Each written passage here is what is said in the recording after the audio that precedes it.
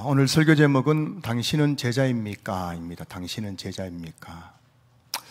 아마 이 질문을 딱 받았을 때 여러분 중에 아마 개인적으로 이 질문 앞에서 여러 가지 생각을 하게 될 겁니다. 어떤 분들은 아이고 아직 나는 멀었어, 내 같은 게 무슨 제자야 라고 하는 분들이 또 계실 수도 있고, 또 어떤 분들은 그렇지, 내가 뭐 교회 다닌 지 벌써 30년인데 뭐 나는 제자 중에도 왕제자지 이렇게 생각하는 분도 계실 거고, 내가 그래도 교회 근사고 장로고 뭐 안수집사고 내가 직분자인데 내 말고 누가 우리에게 제자가 있겠어 라고 그렇게 착각하는 분도 계실 거고, 아마 개인적으로 다 이 질문 앞에서 생각했을 텐데요. 당신은 제자입니까? 라는 이 질문이 참 중요한 질문이에요. 이 질문 앞에서 여러분들이 설교 다 듣고 나서 스스로를 한번 이 질문 앞에서 한번 서로 자신의 신앙을 한번 돌아보는 시간이 되었으면 좋겠습니다. 이 설교를 들으면서요. 나는 정말 제자인가? 라는 이 질문 앞에서 자신을 한번 점검하고 또 제자가 되기를 또 사모하고 결단하는 그런 시간 되었으면 좋겠어요. 오늘 이 당신은 제자입니까? 라는 질문이 중요한 이유는 바로 오늘 본문 말씀 때문입니다. 오늘 본문 말씀은 예수님이 하늘로 승천하시기 전에 마지막으로 제자들에게 부탁하신 말씀이죠. 오늘 찬송의 가사처럼 부탁하신 말씀. 사실 그 원문, 그 문법적으로는 명령형입니다. 부탁이 아니라 명령형이에요. 너는 이렇게 하라라고 명령형이죠. 또 예수님께서 승천하시기 전에 마지막으로 제자들을 떠나시면서 마지막으로 하신 말씀이기 때문에 어쩌면 유언과도 같은 말씀이라고도 할 수 있겠지요. 여하튼 예수님께서 하늘로 올라가시기 전 마지막으로 제자들에게 하신 말씀이 오늘 본문인데, 예수님께서 어떤 말씀을 하셨을까요?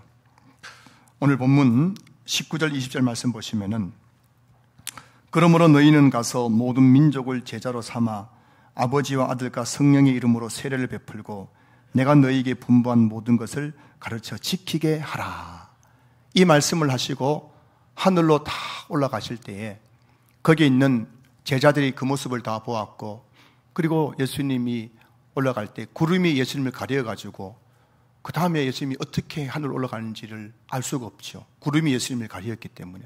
중요한 사실, 예수님은 이렇게 부활하신 그 몸을 가지고 하늘로 다 승천하셨고, 그리고 마지막 날에 예수님께서 그 부활하신 몸 그대로 다시 이 땅에 재림하셔가지고 이 세상을 심판하신다라고 성경이 말씀하고 계시죠. 자, 근데 예수님께서 하늘로 승천하시기 전에 마지막으로 제자들에게 너희는 가서 모든 민족을 제자로 삼아 아버지와 아들과 성령으로 세례를 베풀고 내가 너희에게 분부한 모든 것을 가르쳐 지키게 하라 하고 나서 하늘로 가셨으니, 제자들에게 이 말씀은 부모가 죽기 전에 남긴 유언과도 같이 그 제자들에게는 굉장히 중요한 말씀이었던 것이죠. 그래서 사도행전을 보면은 제자들은 이 예수님의 마지막 말씀을 손에 꼭 쥐고 그 말씀대로 복음을 전해서 세례를 베풀고 말씀을 가르쳐서 많은 사람들을 예수님의 제자로 세우는 그런 내용이 사도행전에 기록되어 있습니다. 근데 오늘 본문 19절 20절 말씀은 한 문장으로 되어 있어요. 한 문장입니다. 한 문장인데, 이 본문의 문장의 주어는 뭐냐면은 19절, 그러므로 너희가 바로 주어입니다. 이 너희가 누구냐? 오늘 본문 앞에 16절 보시면은 16절부터 20절까지가 한 단락이죠. 그래서 이 16절에 보면은 11 제자가 갈릴리에서 예수께서 지시한 산에 이르러라고 해서 오늘 이 본문의 너희는 바로 11 제자를 가리키는 겁니다. 가룟 유다는 예수님 배반하고 스스로 목숨을 끊어가지고 죽었고, 이제 예수님께서 직접 지명하여 불러서 사도라고 임명한 11 제자가 남아있죠. 그 11 제자를 예수님께서 승천하시기 전에 마지막으로 불러서 그들에게 부탁하신 말씀, 명령하신 말씀, 유언처럼 남기신 말씀이 바로 오늘 본문이란 것입니다. 오늘 본문에는 4개의 동사가 나옵니다. 동사가 4개 나오는데 보면은 너희는 가서, 그리고 제자로 삼아, 그리고 세례를 베풀고 가르쳐 지키게 하라, 이렇게 4개의 동사가 나오는데 우리 한글 성경에는 이게 다 동사처럼 보이지만은 헬라어 원어 성경을 보면은 이 중에서 동사형으로 쓰인 것은 제자로 삼아라는 한 단어밖에 없고, 나머지 3개 너희는 가서, 그리고 세례를 베풀고 가르쳐 지키게 하라는 이 3가지 이 단어는 분사형으로 쓰여져 있습니다. 그래서 오늘 본문에 주어는 너희는 이고 동사는 제자로 삼아라는 것이고, 대상은 누굽니까? 모든 민족을 이라는 겁니다. 그래서 이 본문을 그냥 단순하게 딱 줄이면은 모든 군더더기 품사를 다 빼버리고 그냥 가장 간략한 문장 삼형식으로 주어 동사 목조로 딱 줄이면은 너희는 모든 민족을 제자로 삼으라는 말씀을 남기고 예수님께서 하늘로 승천하셨다는 겁니다. 그 제자들 머릿속에는 이 말씀이 선명하게 가슴속에 새겨져 있는 거예요. 그렇지, 내가 지금 우리가 해야 될 일은 앞으로 모든 민족을 제자로 삼는 일을 해야 된다는 것을 그들이 마음에 새기며 살았다는 것입니다.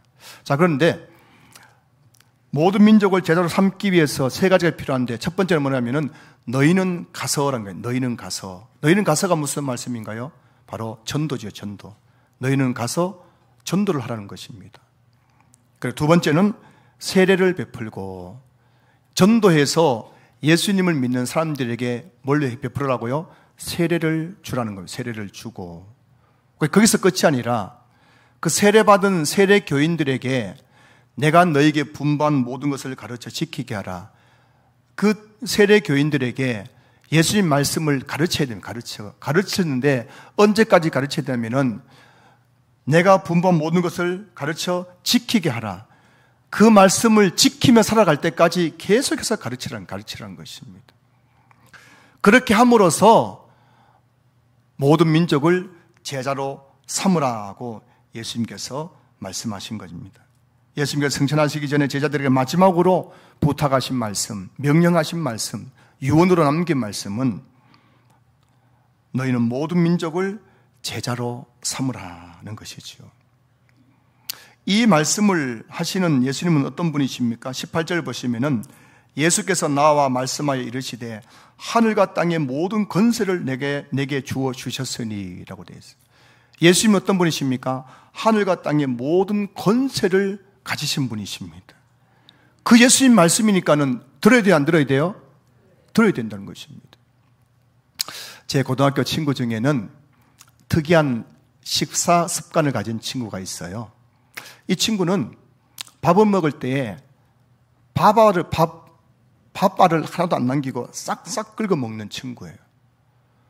그 이 친구는 옛날 하는 소리가 배불러 죽겠다 하면서도 남은 밥을 꾸역꾸역 다 먹고 옆에 친구들이 남겨둔 밥까지 다 긁어서 다 먹어요. 배불러 죽겠다 하면서도 다 긁어 먹는 거예요. 그래서 제가 하루는 물었습니다. 야, 너는 배불러 죽겠다 하면서도 왜 그렇게 무식하게 밥을 그래 다 긁어 먹느냐라고 했더니 이 친구가 하는 말이 할머니 유언 때문이랍니다. 할머니 유언. 그 할머니가 돌아가시기 전에 집안의 장손인 이 친구에게 이런 말씀하셨대요. 우리 집안은 대대로 가난했고 그래서 참 먹을 것이 없어가지고 고생을 많이 했으니 너는 앞으로 절대로 밥을 남기지 말거라. 뭐 이런 말씀을 하시고 돌아가셨다는 거죠. 그 이 친구는 그 할머니가 자기 장손인 자기에 남긴 그 마지막 이 유언과도 같은 말씀, 절대로 밥을 남기지 마라. 그 말 때문에 밖에 나가 친구들끼리 밥을 먹더라도 절대 밥을 안 남기고 뭐라고요? 그걸 다 배 터지도록 다 꾸역꾸역 먹는 삶을 살아가더라는 것입니다. 근데 여러분, 할머니 남긴 유언 때문에 배가 불러도 그 밥을 꾸역꾸역 먹는 그 손자처럼 여러분, 예수님께서 하늘과 땅의 권세를 가지신 예수님께서 우리에게 그 제자에 남긴 말씀이기 때문에 이 말씀이 얼마나 제자들 삶에 영향력을 끼치겠습니까? 그것도 이 말씀이 오늘 2차적인 독자인 저와 여러분들에게 얼마나 중요한 말씀이겠습니까?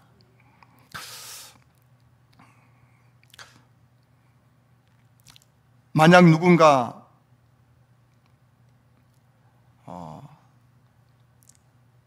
당신은 왜 교회에 다니십니까? 라고 묻는다면은 우리 이렇게 답할 수 있겠죠. 뭐 거창한 거 빼고 예수님 믿어서 죄에서 구원받아 죽어서 천국 가려고 교회 다닙니다 라고 이렇게 이야기할 것입니다. 어쩌면 그것은 뭐 다른 거 다 빼고 한 80점짜리 답변이라 할 수 있죠.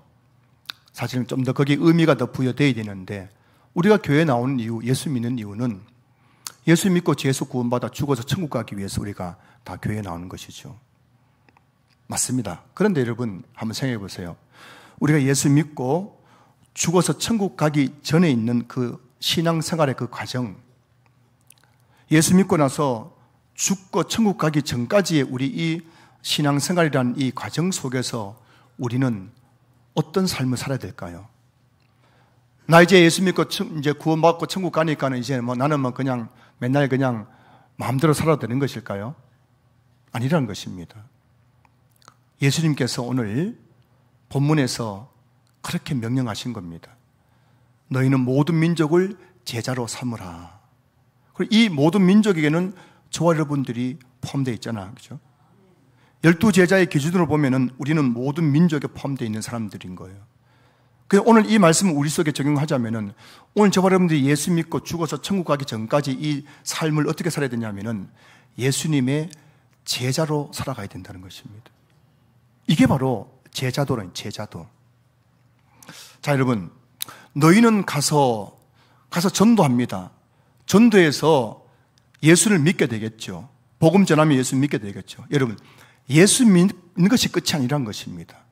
그 다음에 뭐라고요? 세례를 베풀고, 예수 믿는 사람들이 세례를 베풀잖아요. 세례 받는 것으로 끝이 아니란 것입니다. 여러분 중에는 지금 예수 믿는 단계에 있는 분도 계실 겁니다. 세례 안 받은 분도 계세요. 여러분 중에는 세례를 받은 분도 계실 것입니다. 그게 끝이 아니란 겁니다. 그 다음 단계가 뭐냐면은 내가 너에게 분부한 모든 것을 가르쳐 지키게 하라는 것입니다. 이제 여러분 여기 계신 분 중에서 무슨 예수 믿고 구원받은 분, 세례 받은 세례교인, 또 여러분 중에는 뭐 직분을 가진 분도 계시겠지만은 우리 모두가 지금 나아가야 될 방향이 어디냐면은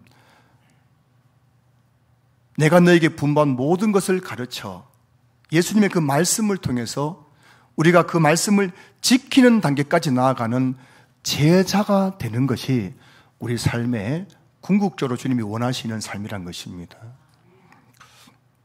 그러니 오늘 저와 여러분들이 당신은 제자입니까? 이 질문 앞에서 저도 여러분도 선뜻 나는 제자입니다 라고 말할 수 있는 사람은 그렇게 많지는 않을 것 같습니다. 그냥 세례교인이기 때문에 목사에게라고 다 제자일까요? 장로, 안수집사, 권사로 직분받았다고 다 제자일까요? 아니란 것입니다. 아니란 것이에요. 내가 교회를 다닌 지 30년, 40년 되었기 때문에 제자입니까? 아니란 것이에요. 바로 예수님의 그 말씀의 가르침을 받아서 그것을 지키는 단계까지 나아가는 사람이 진짜 예수님의 제자라는 것입니다. 자, 그런데 여러분 오늘 예수님께서는 요한복음에서 예수님의 제자는 어떤 사람인가에 대해서 우리에게 아주 분명히 가르쳐주고 있는 거예요. 오늘 제가 여러분들에게 이 말씀을 나누려고 하는 겁니다. 오늘 본문 말씀을 기초로 해서 정말 예수님의 제자가 된다는 것은 어떤 것을 말하는지를 함께 나누려고 하는데, 첫째는 제자란 예수님의 말씀 안에 거하는 사람이란 것입니다. 여러분 아무나 그냥 교회만 다닌다고 제자가 아니에요. 최소한 우리가 저 사람은 예수님의 제자라고 할 때 그 사람은 어떤 사람이냐면은 예수님의 말씀 안에 거하는 사람이란 것입니다.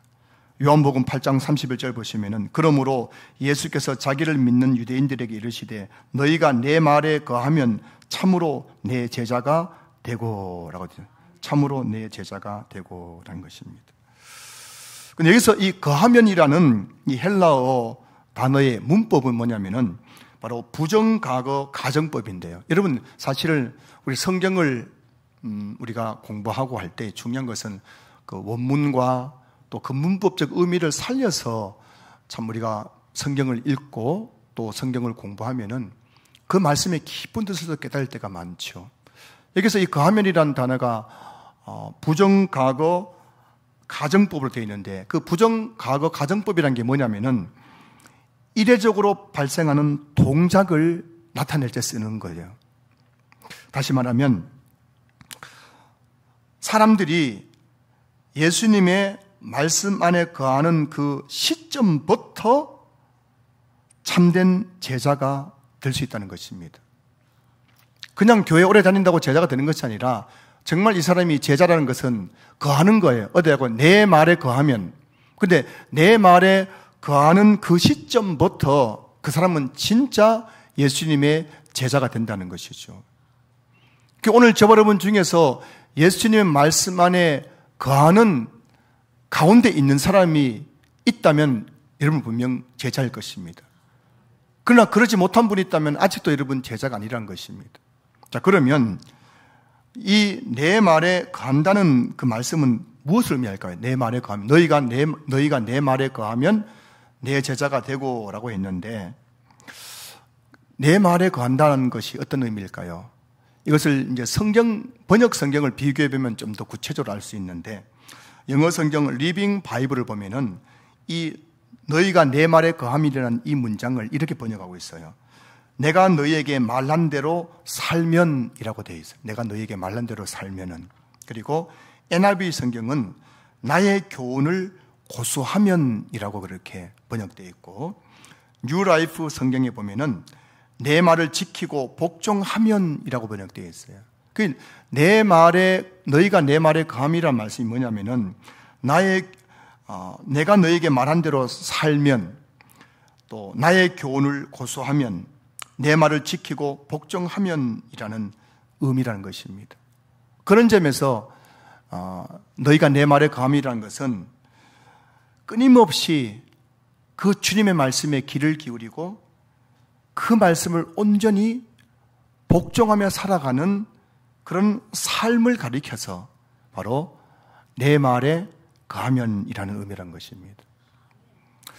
너희가 내 말에 거하면 참으로 내 제자가 된다는 것인데, 예수님이 제자라는 것은, 제자는 어떤 사람이란 것입니까? 끊임없이 날마다 예수님 말씀에 귀를 기울이는 거예요. 귀를 기울이는 겁니다. 그리고 그 말씀에 온전히 붙들려서 그 말씀을 삶 속에서 순종하며 살아가는 그 삶이 내 말에 거하는 삶이란 것이죠. 여러분, 신자와 제자는 전혀 다른 의미라는 걸 알고 계시죠? 신자는 뭐냐? 신자는 예수님을 구주로 고백한 사람을 가리켜 신자랑, 그 사람은 이제 신자가 되었다. 믿는 사람이라 믿는 사람. 신자는 믿는 사람이거든요. 그냥 예수님 믿습니다. 말하는 사람이에요. 근데 그 삶을 보면은 아직도 형편이 없는 경우가 많아요. 신자.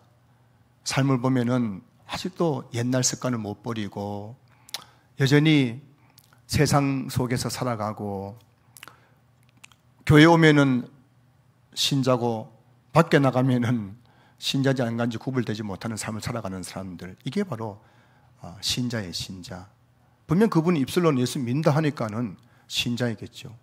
믿는다고 세례 받았으니까 그 사람은 신자인 겁니다. 말만 하는 사람이에요. 행동이 전혀 뒤따르지 않는 사람, 이게 신자입니다. 반면에 제자라는 것은 뭐냐면은 입술로 자신의 신앙을 고백할 뿐만 아니라 삶으로 그 신앙 고백을 증명해내는 사람인 거예요. 삶으로 예수님의 말씀을 순종하며 살아가는 사람, 이 사람이 바로 진짜 제자인 것이죠. 그래서 여러분, 오늘 당신은 제자입니까? 라는 이 질문을 여러분들 앞에서 여러분 스스로를 점검해야 돼요. 나는 정말 날마다 말씀에 내가 귀 기울이고 있는가? 그리고 그 말씀에 내가 붙잡혀 살아가고 있는가? 그 말씀을 정말 주님이 내게 주신 명령인 줄 알고 그 말씀에 순종하는 삶을 살아가고 있는가? 여기에 합당하다면 내 스스로를 제자라고 말할 수 있겠지만 오늘 저 발음 중에서 정말 내 말씀 앞에서 내 자신을 점검했을 때 스스로 제자라고 할 수 있는 사람들이 얼마나 될까 한번 생각해 보게 됩니다.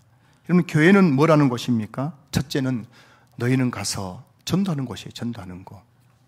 전도가 끝이 아닙니다. 그 다음에는 세례를 베풀고 세례를 베푸는 거예요. 세례를. 전도에서 교회 나온 사람들에게 세례를 주는 것이 바로 교회가 할 일이죠. 세 번째는 내가 너에게 분부한 모든 가르쳐 지키게 하라. 말씀을 끊임없이 가르치는 거예요. 끊임없이 가르치는 거예요. 계속해서 말씀을 가르쳐야 그 사람이 정말 말씀대로 살아갈 때까지 계속해서 말씀을 가르치는 것이 바로 교회가 해야 될 일들인 것이죠. 이 일들을 제대로 감당하는 교회가 정말 참된 교회라는 것입니다. 우리 교회 그런 교회 될 수 있기를 주님으로 축복합니다. 여러분들이 그냥 예배당에 앉아있다고 끝이 아닌 거예요. 예배당에 있는 것이 아니라 예수 믿고 세례받은 여러분들에게 끊임없이 말씀을 가르쳐가지고 그 세속적인 삶에서 완전히 벗어난 성경적인 삶을 살아갈 수 있도록 말씀을 지키며 살아갈 수 있도록 여러분들을 계속해서 변화시키게 하는 것이 바로 교회가 해야 될 가장 중요한 일인 것이죠. 이 일에 제가 목숨 걸고 이 사명 감당할 수 있는 여러분들이 도와주실 수 있기를 주의 이름으로 축복합니다. 이곳에 계신 우리 모든 성도님들이 우리 신앙교회에서 예수의 말씀을 귀를 기울이고 그 말씀에 온전히 붙잡혀서 그 말씀에 온전히 순종하는 제자의 삶을 살아갈 수 있기를 주의 이름으로 축복합니다. 그리고 여러분 한 분 한 분들을 제자로 세울 수 있는 그런 우리 교회가 될 수 있도록 위해서 여러분들 기도해 주시길 주의 이름으로 부탁드립니다. 두 번째, 여러분, 제자란 서로 사랑하는 사람이에요. 서로 사랑하는 사람. 요한복음 13장 35절 보면은 너희가 서로 사랑하면 이로써 모든 사람이 너희가 내 제자인 줄 알리라 라고 되어 있어요. 그 사람이 진짜 예수님의 제자인지를 알 수 있는 방법이 뭐라고요? 서로 사랑하는가 알고 말이에요. 서로 사랑하는가. 교회에 나와가지고 서로 사랑하고 있는가. 그거 보면은 야, 저분이 진짜 예수님의 제자구나. 아니면 저분은 아직도 멀었어. 아직도 제자는 신자야. 이렇게 우리가 알 수가 있다는 것입니다. 여러분, 사랑하는 것이 쉬울까 어려울까요? 사랑하는 것이 참 어렵습니다. 여러분, 제가 여러분 볼 때마다 여러분 중에서 제가 딱 강례 서면 여러분 중에서 참 사랑스럽게 보이는 분이 있을까 없을까요? 사랑스럽게 보이는 분이 있을까 없을까요? 있다고요. 여러분 착각도 자연해요. 사랑은 이 감정이 아닙니다. 감정이란 건 뭐냐면은 보기만 해도 막 사랑스러워지는 거, 그 감정 아닙니까? 그죠? 이유를 막론하고 막 사랑스러워지는 거. 자, 다시 말씀드리면, 그러면은 사랑이 감정이라면 제가 딱 봤을 때 보기만 해도 막 사랑스러운 분이 있을까 없을까요? 여러분들 제인데 잘한 게 있는 모양인지. 솔직히 말해서 보기만 해도 사랑스러운 분은 아마 없을 거예요. 예, 권사님 빼고 권사님 빼고요, 그죠? 이런 부부가 사랑해서 결혼하지만은 전문가들이 그러잖아요. 눈에 콩꺼풀 벗어지는 시간이 6개월부터 1년이랍니다. 그 콩꺼풀이 씌었을 때는 막 사랑스러운 감정이 생겨요. 막 그죠? 방귀 껴도 사랑스럽고 막 사랑스러운데 콩깍지가 벗겨지면요, 그때부터 그 누굴 거기에 절세미인을 갖다 놓고 최고의 영화 배우를 갖다 놔도 감정이 안 생긴답니다. 실체가 드러나면요. 이 감정은 금방 사라지는 거예요. 그러니 대부분의 탑스타들이 결혼하고 나서 1년 못 버티고 다 이혼한 이유가 뭐겠습니까? 탑스타라는 소리 들을 때는 막 베일에 가려있을 때는 얼마나 그렇게 막 보기만 해도 막 설레었는데 막상 같이 살아보니까는 별것 아니거든요. 감정은 사라지니까 그때부터 사랑이 식은 것 같아. 당신은 내가 안 맞는 것 같아 해서 이혼해버리는 것이죠. 사랑은 감정이 아닙니다. 사랑은 의지예요, 의지. 성경이 말하고 있는 사랑은 절대 감정을 말하는 게 아닙니다. 의지예요, 의지. 그래서 여러분 사랑장이 고린도전서 13장 아닙니까? 고린도전서 13장을 보면은 사랑을 어떻게 표현하고 있습니까? 사랑은 오래 참고, 오래 참는 것이 감정입니까? 의지입니까? 의지죠. 사랑은 온유하며, 여러분 내인데 막 열받게 만드는 사람 앞에서 온유하게 하는 것이 이게 감정입니까? 의지입니까? 진짜 내 마음 같아서는 그냥 기통배기 하나 때려주고 싶지만은 집사님 이렇게 하는 게 이게 사랑이에요. 사랑. 그게 사랑입니다. 속으로 미워 죽겠지만은 온유하게 대해주는 것, 이게 사랑이라는 겁니다. 성경에 말하는 사랑입니다. 그 사람 보기만 하면 막 좋아서 죽는 게 사랑이 아니라 참 내가 너무 밉지만은 그래도 온유하게 대해주고, 내보다 좀 못나 보이는 사람에게도 무례하게 행하지 아니하고, 나를 자꾸 막 열받게 만드는 사람에게도 성내지 않고 대하는 것, 이게 성경이 말하고는 사랑이라는 것입니다. 예수님께서 너희가 서로 사랑하면 세상 사람들이 너희가 내 제자인 줄 알리라 할 때, 너희가 서로 사랑할 때 이 사랑은 감정이 아니라 뭐라고요? 의지라는 아셔야 됩니다. 오늘 교회에서 필요한 사랑은 보기만 해도 좋은 그런 사랑이 아니에요. 그런 사랑 없습니다. 여러분도 저를 너무 좋게 볼지 모르지만 여러분 강단에서 보면요, 그렇게 여러분 썩 그렇게 여러분이 사랑스러운 분들이 아니에요. 솔직히 말해서 여러분 뭐 그래 죄인데 사랑스럽겠어요. 하지만 제가 여러분들을 사랑하기로 마음을 먹는 거죠. 그래서 오래 참아주고, 볼 때마다 온유하게 대해주고, 무리하게 행동하지 않고, 성내지 않고, 그게 여러분 사랑이라니까요. 그게 오늘 예수님께서 너희가 서로 사랑하면 이로써 내 제자인 줄 알리라 했잖아요. 그래서 여러분들이 오늘 교회는 참 말도 많고 탈도 많은 곳 아닙니까? 어떤 성도님들이, 어떤 분들은 교회에 나왔다가 실망하고 돌아가는 경우가 꽤 많습니다. 오늘 우리 교회도 지금 여기 계신 처음 교회에 나오신 분들 계십니다. 한번 새로운 마음으로 한번 내가 교회 다녀보겠다 오신 분들 계신데, 여러분 분명히 말씀드리지만 여러분들 멀잖아 가지고 우리 교회에 실망할 때가 있을 것입니다. 왜 실망하냐면은 교회는 천사 같은 사람들만 모인 줄 알았는데 보니까는 세상 사람들과 똑같은 거군요. 교회는 무슨 진짜 뭔가 좀 별다른 사람들이 모인 줄 알았는데 교회에 보니까 똑같이 사람들끼리 하는 거 보니까 회사하고 다른 게 없어요. 세상하고 다른 게 없습니다. 그래서 실망하고 돌아간다는 겁니다. 우리가 알아야 될 것은 교회는 천사들이 모인 것이 아닙니다. 교회는 어떤 곳입니까? 구원받은 죄인들이 모여 있는 거예요. 그래서 교회에서 천사를 찾기 쉽겠습니까? 악마를 찾기 쉽겠습니까? 악마 찾기가 굉장히 쉬워요. 우리가 다 구원받은 죄인이니까는 그 사람 조금만 관찰해보면 다 악마처럼 보이거든요. 아이고, 교회 다닌다는 게 왜 저래? 목사라는 게 왜 저래? 제가 여러분 좀 피하잖아요. 피한 이유가 뭐겠습니까?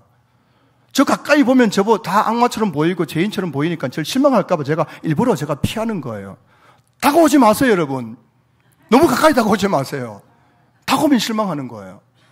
그러니 교회는 구원받은 죄인들이 모이는 곳이라는 것을 여러분 꼭 기억하면서 우리 교회에서 신앙생활을 시작할 수 있기를 주님을 축복합니다. 자, 그런데 여러분, 이 교회란 것이 참 말도 많고 탈도 많은 곳 아닙니까? 그럼에도 불구하고 지난 2000년 동안 교회가 사라지지 않고 계속 지속해온 이유는 여러 가지 이유가 있겠지만 그 이유 중에 하나가 뭐냐면 바로 사랑 때문이에요. 교회 안에는 모두가 그런 건 아니지만은 정말 예수님의 제자가 되어서 서로 사랑하는 성도들이 교회 안에 있다는 것입니다. 아무리 문제 많은 교회도 그 교회는 반드시 서로 사랑하라 하는 예수님의 그 말씀에 순종함으로써 참 의지적으로 형제를 사랑하고 성도를 사랑하는 그 성도들이 교회 곳곳에 그렇게 숨어 있기 때문에 그 교회가 문제 가운데서도 교회가 존속할 수가 있는 거예요.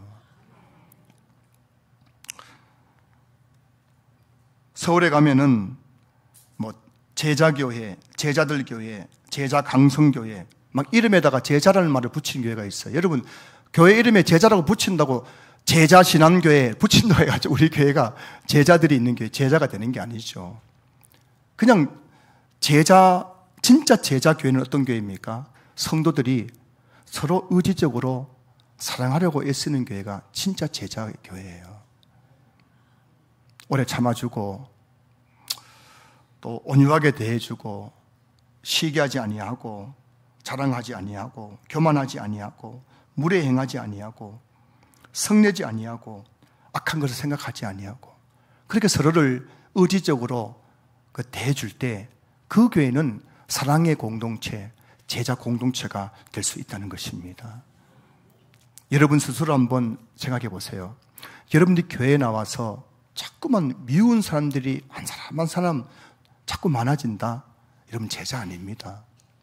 그런데 여러분이 어느 순간 그렇게 미웠던 사람들이 한 사람 한 사람씩 용서가 되고 참아주게 되고 그 사람을 온유하게 대해주고 그 사람에게 물에 행하지 않게 되고 그렇게 될 때 여러분은 정말 예수님의 제자로 점점 세워져 가고 있다는 것을 기억할 수 있기를 소망합니다. 그래서 저는 우리 신앙교회가 예수님의 제자의 공동체, 서로 의지적으로 사랑하려고 애쓰고 노력하는 그런 사랑의 공동체가 되어서 이곳에는 저와 여러분들이 정말 예수님께서 찾고 있는 그 제자가 될 수 있기를 주님 이름으로 축복합니다. 마지막 세 번째는 제자란 열매 맺는 사람입니다. 열매 맺는 사람. 요한복음 15장 8절 보시면은 너희가 열매를 많이 맺으면 내 아버지께서 영광을 받으실 것이요 너희는 내 제자가 되리라. 내 제자가 되리라. 어떻게 해요? 너희가 열매를 많이 맺으면. 여러분 우리가 열매를 맺어야 예수님의 제자가 될 수 있는 거예요. 근데 그 열매도 두 종류가 있죠. 좋은 열매가 있고 나쁜 열매가 있죠. 근데 교회에 다닌 지 연수가 더해지면 더해질수록 못된 열매 맺는 사람들이 있습니다. 못된 열매. 어떤 사람일까요? 못된 열매. 자꾸 막 심술 부리는 사람들. 교회 와가지고 자꾸 다른 사람들 상처 주는 사람들. 아니, 그 사람 교회 10년, 20년 됐는데도 불구하고 예전에 그냥 말로 상처 주고 막 심술 부리고 막 교회를 막 어지럽히는 사람들. 그 사람들은 못된 열매, 못된 열매요. 이 못된 열매는 누가 주냐면 마귀가 주는 것이거든요. 여러분, 교회 안에 있다고 다 좋은 열매 맺는 게 아닙니다. 못된 열매, 마귀가 주는 열매 맺는 사람들이 교회에 얼마나 많아요. 이게 바로 육체 열매라고도 하죠. 여러분들이 신앙의 연수가 되질수록 못된 열매 맺으면 안 됩니다. 좋은 열매를 맺어요. 좋은 열매를 맺어야 됩니다. 우리가 예수를 믿으면 그 순간 성령께서 우리 안에 들어오십니다. 그리고 그 성령께서 우리 안에서 우리와 교제를 하십니다. 이렇게 성령과 교제하는 삶을 살게 되면 나도 모르게 내 삶 속에서 내 내면적으로 열매를 맺게 되는데 이것을 가리켜서 성령의 열매라고 하는 겁니다. 그러니까 여러분 우리가 지금 내 안에 성령님이 계세요. 그 성령님과 함께 친밀한 교제를 나누는 삶, 말씀과 기도를 통해서 그 교제 나누는 삶을 살면요 나도 모르게 내 안에서 성령의 열매가 맺혀집니다. 갈라디아서 5장 22절 23절 말씀 보시면은 오직 성령의 열매는 사랑과 희락과 화평과 오래 참음과 자비와 양선과 충성과 온유와 절제니라고 되어 있어요. 이 9가지 성령의 열매를 맺게 되는 거예요. 이거 어떻게 맺냐면은 말씀과 기도를 통해서 성령과 친밀한 교제를 나누면은 내가 노력하지 않더라도 이것이 열매가 저절로 맺히게 되는 거예요. 이 열매를 통해서 그 사람이 제자인가 아닌가가 분별되는 것입니다. 마태복음 7장 20절 말씀 보시면은 이러므로 그들의 열매로 그들을 알리라 되어 있어요. 예수님의 제자인지 아닌지를 뭘 알 수 있다고요? 그의 열매를 알 수 있는 겁니다. 여러분 교회 오래 다녔다고 제자가 되는 게 아니에요. 목사라고 제자가 되는 게 아닙니다. 저의 지금 고민은 뭐냐면은 제가 지금 진짜 솔직히 고민한 게 뭐냐면은 목사가 왜 이래? 목사가 왜 이래? 제가 여러분한테 솔직히 고백하자면은 제가 충격받은 게 뭐냐면은 저는 제가 꽤 괜찮은 목사인 줄 알았는데 제 내면 세계를 제가 바라보면서 좀 충격받은 거예요. 이야, 진짜 우리나라에 목사 같은 인간이 몇 명이나 될까? 진짜 예수의 제자로 사는 목사가 몇 명이 될까? 제가 이런 의문을 가지게 된 거예요. 저도 나름대로는 새벽에 2시간씩 기도하거든요. 하루에도 한 번, 2번씩 다 설교하고 있잖아요. 제 나름대로는 목사 같은 삶을 살고 있지만 내 내면을 들여다보면은 이거는 완전히 시궁창일 때가 너무 많은 것이군요. 여러분, 교회 오래 다녔다고 제자가 되는 게 아닙니다. 여러분들이 직분자라고 제자 되는 게 아니에요. 직분 가지고 있다고 어깨에 거두먹거릴 게 하나도 없는 거예요. 여러분 속을 들여다봐야 되죠. 여러분의 속이 지금 성령의 열매를 맺고 있는 걸 봐야 되는 겁니다. 사랑과 희락과 화평과 자비와 양성과 충성과 온유와 절제 열매가 맺혀지는 걸 이거 봐야 되는 겁니다. 이런 열매가 없고 심술 부리고 가면 갈수록 사람이 이상해지고 삐딱해지고 꼬이고 산도 부딪히기만 하면 그냥 싸움이 나고 뒤에만 있으면 무슨 궁시렁거리고 이렇다면 그게 여러분 무슨 제자랑 할 수 있겠습니까?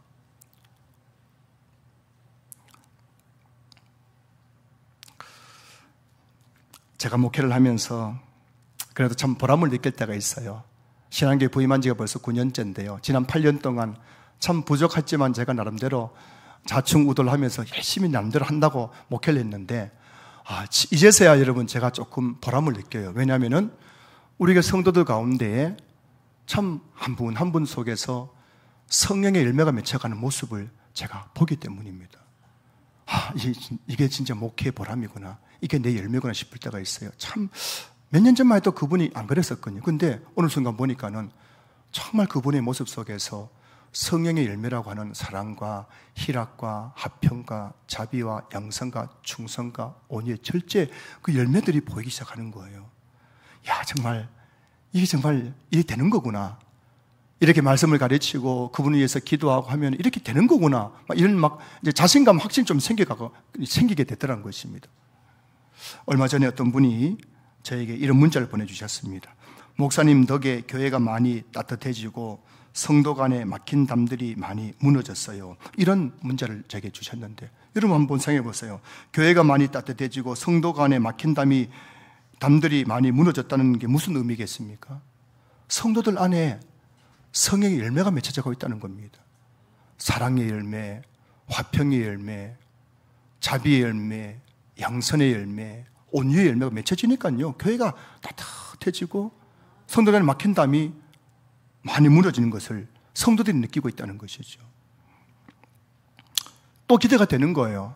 또 제가 부족하지만은 여러분 한 분 한 분들을 가슴에 품고 또 앞으로 8년 정도 더 목회하면은 또 우리 교회 가운데 얼마나 많은 성령의 열매가 맺혀지며 여러분 한 분 한 분들 예수님의 제자로 세워져 갈까 기대가 되는 겁니다. 그런 기대감이 저로 하여금 목회에 대한 그런 용기, 목회에 대한 그런 또 힘이 되는 것이죠. 사랑하는 성도 여러분, 신앙의 연소가 되어질수록 좋은 열매를 맺어야 됩니다. 성령의 열매를 맺어야 됩니다. 이 성령의 열매는 말씀과 기도를 통해서 날마다 내 안에 계신 성령님과 교제할 때에 그 성령의 열매가 내 안에서 주렁주렁 열매를 맺을 수가 있는 것입니다. 이 열매를 통해서 여러분들이 예수님의 제자인가 그냥 신자인가가 판가름 나는 것입니다. 이곳에 계신 우리 모든 성도님들이 성령의 열매를 맺어가면서 신자가 아니라 제자로 세워져 갈 수 있기를 주의 이름으로 축원합니다. 여러분 신자가 아니라 제자가 되셔야 됩니다. 예수님께서 마지막으로 부탁하신 게 뭐라고요? 제발 신자가 되지 말고 제자가 되라고 우리에게 말씀을 남기셨다는 것입니다. 말씀을 마무리하겠습니다. 사도행전 2장에서 사도행전을 보면은 2장에서 5장까지를 보면은 제자들이 전도를 해가지고 예수 믿는 자들이 많아졌다. 믿는 자의 수가 더하여졌다. 믿는 자의 수가 3,000이나 되었더라. 예수 전도해가지고 예수 믿는 자가 많아졌다는 그런 표현이 많이 나옵니다. 사실 2장부터 5장까지는요. 근데 6장부터는 어떤 내용이 나면은 2장부터 5장까지에서는 믿는 자라고 일컬어졌던 그 사람들을 사실 6장부터는 제자라고 이렇게 표현하고 제자라고 사도행전을 보시면은 제자들의 숫자가 더해졌다고 되어 있어요. 제자의 숫자가 더 많아졌다. 여기서 믿는 자가 제자가 된 거예요. 세례 교인이 제자가 된 겁니다. 어떻게 해서 그렇게 됐다고요? 그 사이에 뭐가 있냐면은 그 예수님으로부터 오늘 이 본문 말씀을 유언처럼 받아들인 제자들이 그렇게 가서 복음을 전하고 세례를 베풀어서 세례받은 성도들에게 계속해서 말씀을 가르쳐서 그들이 말씀을 지키는 제자의 삶을 살게 했기 때문에, 그래서 그들을 이제는 사도행 6장부터는 제자라고 그렇게 말했다는 것입니다. 오늘 저는 신앙교회 성도들도 그렇지 않습니까? 여기 있는 분들을 볼 때 그냥 믿는 사람, 그냥 집사, 권사, 세례교인, 이거는 그냥 믿는다는 것이거든요. 근데 이제 여러분을 가리켜서 저분은 진짜 제자야, 아무개 집사님은 제자야, 아무개 권사님은 제자야 한다는 거 뭐겠습니까? 믿는 단계에서 벗어나서 이제는 예수님의 제자의 삶을 살아간다는 의미하는 것 아니겠습니까? 오늘 우리 신앙교회가 추구할 것은 믿는 단계에 있는 저와 여러분들이 이제는 예수님의 제자의 삶을 살아가는 그 제자가 되게 하는 것, 이게 우리가 정말 추구해야 될 그런 방향성이라고 말씀드리고 싶은 거예요. 오늘 설교 제목은 당신은 제자입니까? 인데 여러분 어떻습니까? 오늘 설교 들어보니까는 여러분들은 신자입니까? 제자입니까? 저도 이 질문 앞에서 제가 아직 제자라고 말하기가 좀 부끄러울 것 같아요. 솔직히 제가 이 자리에서 당당하게 여러분에게 저는 제자입니다 하고 싶은데, 이 말씀에 근거해서 제 자신을 돌아보니까요, 아직 제가 제자라고 할 수가 없을 것 같아요. 한국교회 6만 교회가 있는데 6만 교회마다 다 담임 목사라고 하는 그 목사들이 다 자리를 잡고 있는데, 과연 그 목사들 중에서 몇이나 진짜 예수님의 제자의 삶을 살아가고 있을까 생각합니다. 한국교회 수많은 장로와 권사와 안수 직분자들이 있고, 지금도 수많은 사람들이 직분을 받겠다고 그렇게 교회에서 애를 쓰고 있는데, 그들이 진짜 예수의 제자의 삶에 대해서 관심이 있을까 하는 생각을 해보게 됩니다. 사랑하는 성도 여러분, 직분자가 되려 하지 마시고 제자가 되시기 바랍니다. 주님이 우리에게 요구하시는 것은 예수님의 제자의 삶을 살아가는 것입니다. 그 제자의 삶을 살아가는 자들만이 주님 다시 재림하셔서 우리를 심판하실 때에 너는 참되게 참으로 착하고 충성된 종이었다고 칭찬을 받게 될 것입니다. 우리 신앙교회 모든 성도님들이 신자의 자리에 머물다가 주님 앞에 서는 것이 아니라 제자의 삶을 살아가다가, 이 제자의 삶이란 늘 말씀에 귀를 기울이고 그 말씀에 완전히 붙들려서 말씀에 순종하는 삶을 막 가리키는 겁니다. 그리고 교회에서 감정으로는 사랑할 수 없지만은 의지적으로 함께 기도하면서 그 성도들을 사랑해 가는 것을 말하는 겁니다. 그리고 성령님과의 그 친밀한 말씀과 기도의 교제 속에서 내 안에 성령의 열매를 맺어가는 것을 의미하는 겁니다. 이곳에서 우리 모든 성도님들이 이런 제자의 삶을 살아갈 수 있기를 주님의 이름으로 축원합니다. 축원합니다. 축원합니다.